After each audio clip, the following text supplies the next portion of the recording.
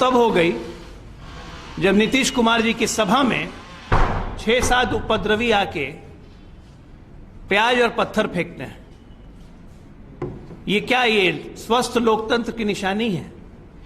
और क्या ये दिखाता नहीं है कि ऐसे ऐसे लोग अगर सत्ता में आए तो ये क्या करेंगे?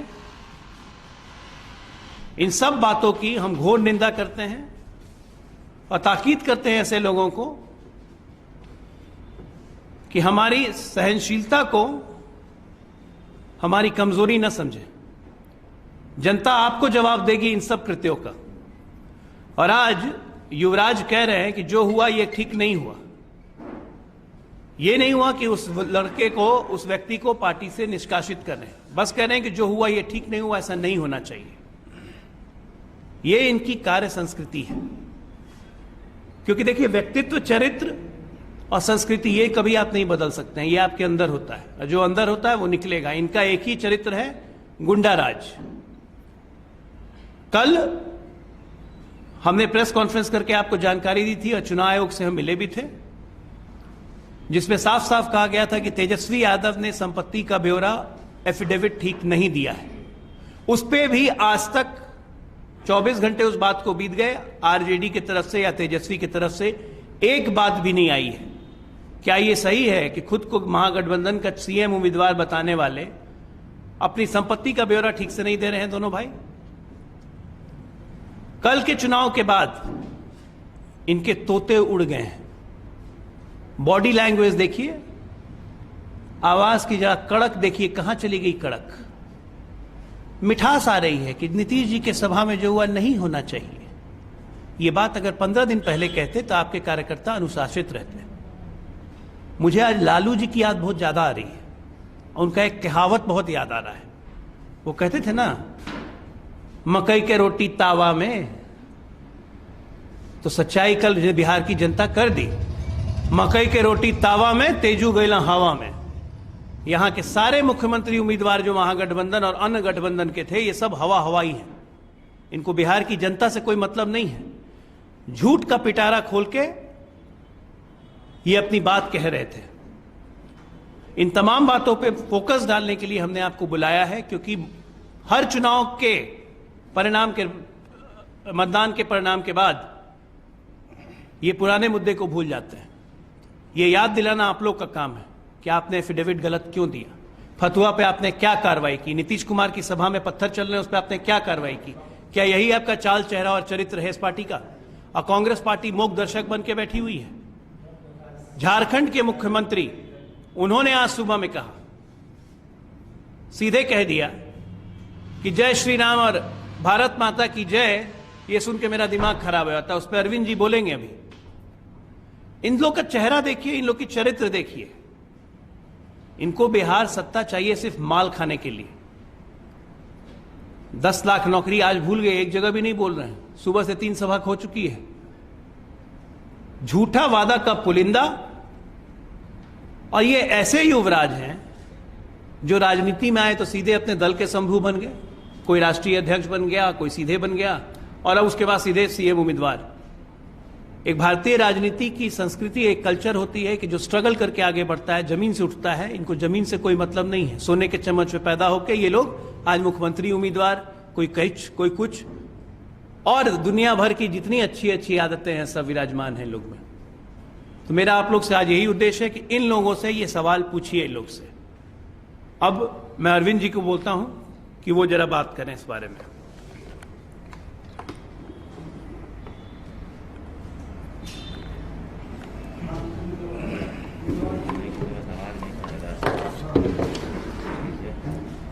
दूसरा चरण का मतदान समाप्त हो गया है।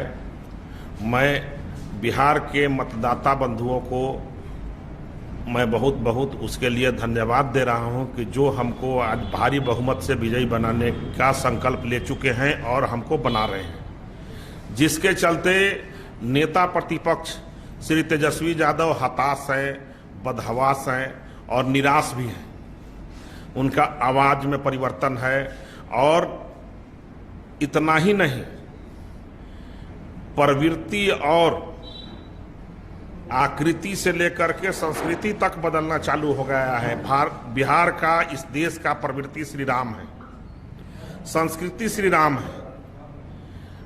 राम को अपना आधार मानता है लोग, राम को आचरण में ढालता है कि हम राम के आचरण को स्वीकार करें कि सेवा भाव ही मेरा जीवन है। और उस राम को भी वो स्वीकार नहीं करके अपने प्रवृत्ति और अपने संस्कृति को भूल करके वो रावणी प्रवृत्ति की ओर अग्रसर करना चाहते हैं बिहार को। और ये दाग उनके चेहरे पे पहले लगा हुआ था, राजद के पुराने शासनकाल का, और दाग किसी प्रकार का हो जल्दी हटता नहीं है, चाहे किसी भी डिटर्जेंट से धोइए।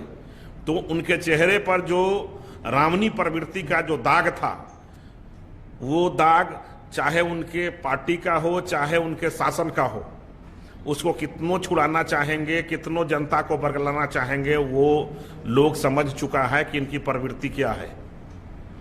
तो रावणी प्रवृत्ति बहुत नहीं चलने वाला है। जो व्यक्ति इस देश में वंदे मातरम और जनगण मन से भी परहेज करता है, आप सोच सकते हैं कि इस देश को किस धारा में ले जाना चाहता है, वो किस प्रवृत्ति की ओर अग्रसर है।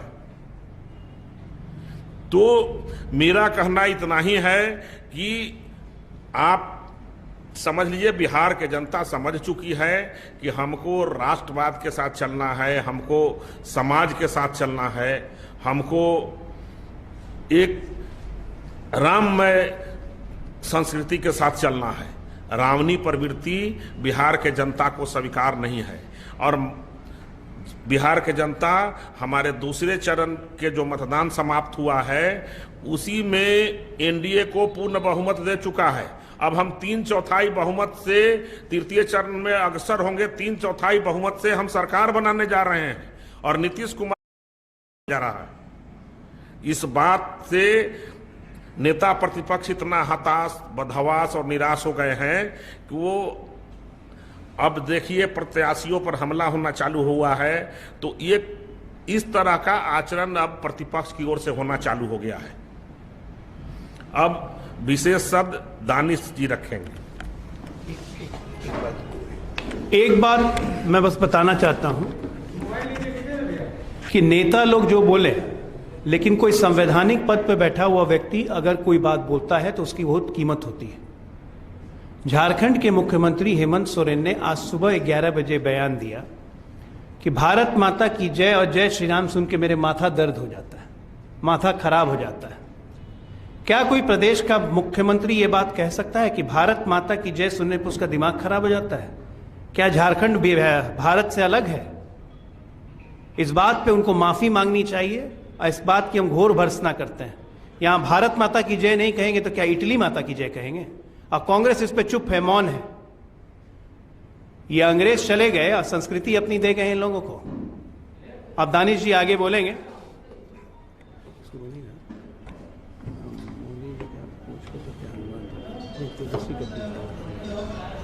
बहुत बहुत धन्यवाद मित्रों। आज का दिन मेरे ख्याल से लोकतंत्र के लिए, भारत की सभ्यता और संस्कृति के लिए काले अध्याय में लिखा जाएगा। जब वो नेता प्रतिपक्ष तेजस्वी यादव जी के कथित बड़े भाई, झारखंड में कांग्रेस की खोइया पार कराने वाले गठबंधन के बड़े नेता हेमंत सोरेन जी सीधे तौर पे भगवान राम के ऊपर में अभद्र टिप्पणी करते हो, भारत माता की जय जैसे शब्दों के विरोध में बोलते हैं और सर दर्द जैसी बातों का जिक्र करते हो, तो ऐसा लगता है कि आज के दिन भारत का हर नागरिक अपने आप को शर्मिंदा महसूस कर रहा है। मित्रों, अल्लामा इकबाल ने लिखा है कि है राम के वजूद पर हिंदुस्तान को नाज, अहले वतन कहते हैं इनको इमामे हिंद। जब भारत का विभाजन हुआ तो अल्लामा इकबाल पाकिस्तान चले गए, लेकिन तब भी उनके दिल में भगवान राम बसते थे।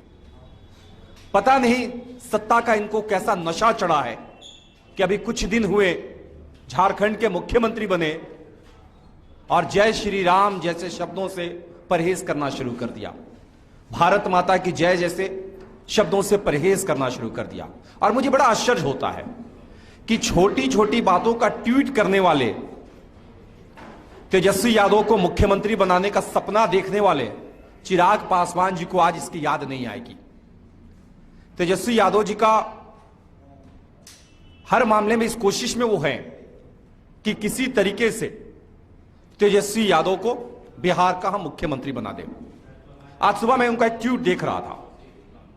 उन्होंने एक ट्वीट में एक फोटो साझा किया है द प्रिंट का कि माननीय मुख्यमंत्री नीतीश कुमार जी माननीय प्रधानमंत्री जी का हाथ जोड़कर स्वागत कर रहे हैं।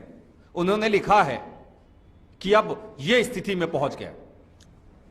लेकिन चिराग पासवान जी को इस बात का जवाब देना चाहिए कि यह तो हमारी सभ्यता, हमारी संस्कृति है कि हमारे घर में कोई अतिथि आता है तो हम हाथ जोड़कर उनका स्वागत करते हैं। लेकिन एक बाप को अपनी बेटी से नहीं मिलने देना, यह कौन सी सभ्यता संस्कृति रही है? रामविलास पासवान जी के निधन के बाद उनकी धर्मपत्नी और उनकी बेटी, दामाद, नाती, ये सब चीखते रह गए, सड़क के किनारे हल्ला हंगामा करते रह गए कि हमें अपने पिता के अंतिम दर्शन कराने दीजिए। लेकिन चिराग पासवान जी ने साफ तौर पे कहा कि नहीं, रामविलास पासवान जी के ऊपर में, रामविलास पासवान जी को मेरे वो ट्रेडमार्क हैं। रामविलास पासवान जी को हम उनके पत्नी से नहीं मिलने देंगे, हम उनकी बेटी से नहीं मिलने देंगे, हम उनके दामाद से नहीं मिलने देंगे, नाती पोता से मिलने नहीं देंगे। और आज जब भारत की सभ्यता संस्कृति श्री राम जी के ऊपर में इस तरह की टिप्पणी करी है हेमंत सोरेन जी ने, तो चिराग पासवान जी को राम की याद नहीं आ रही है। यह खामोश है। मित्रों, ये पाकिस्तानी मानसिकता के लोग किसी कीमत पे भारत माता की जय नहीं बोलेंगे।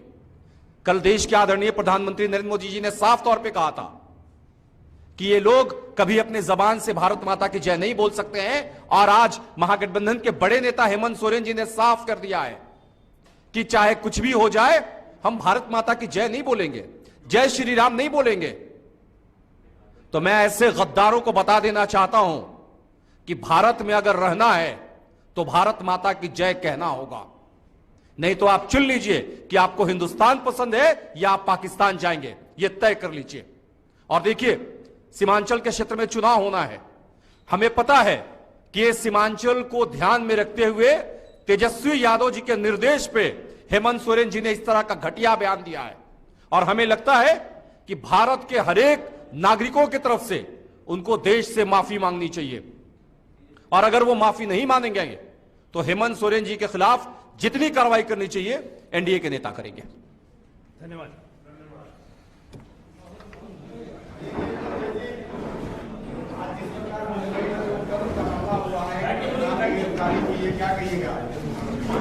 देखिए, पत्रकार लोकतंत्र के चौथे स्तंभ होते हैं। जो घटना मुंबई में हुई उसकी हम घोर शब्दों में निंदा करते हैं। ये लोकतंत्र के लिए एक खतरे का विषय है और इस पे तत्काल कार्रवाई suo motu cognizance Mumbai high court ले, क्योंकि ये मामला भी मुंबई हाईकोर्ट में पेंडिंग है।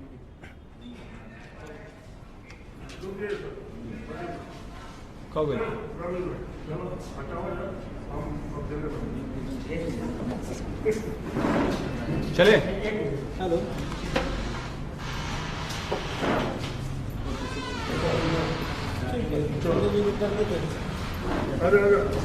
बड़ी मारा है, बड़ी मारा